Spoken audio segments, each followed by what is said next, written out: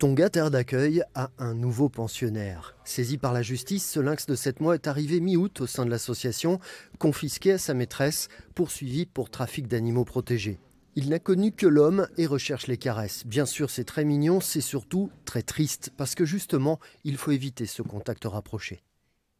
On voit qu'il est très imprégné, qu'il est très demandeur de contact avec nous, ce qui est totalement aberrant.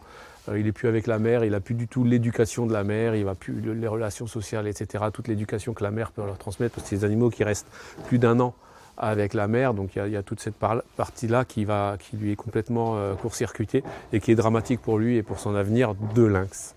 Dans l'enclos voisin, ce serval a un comportement beaucoup plus conforme aux standards de son espèce de prédateur. Le lynx, lui, devra trouver une place dans un zoo où on espère qu'un congénère lui apprendra les bases du comportement qu'il devrait avoir. Avec pas moins d'une soixantaine de fauves accueillis depuis sa création, Tonga a vu évoluer les modes dans le trafic d'animaux.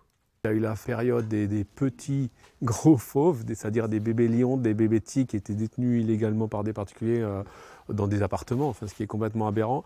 Et là maintenant on voit que c'est d'autres félins plus petits. On voit que des gens ont un lynx à la maison. C'est un animal qui fait 25-30 kg adulte, qui est un fauve puissant, dangereux. Comment on peut imaginer avoir ça à la maison sans structure adaptée, quoi. Faut arrêter, faut arrêter. Et puis en plus, c'est toujours les animaux qui en pâtissent parce qu'ils sont dans de mauvaises conditions. La détention illégale d'animaux sauvages et protégés est passible d'une peine maximale de 150 000 € et 3 ans de prison.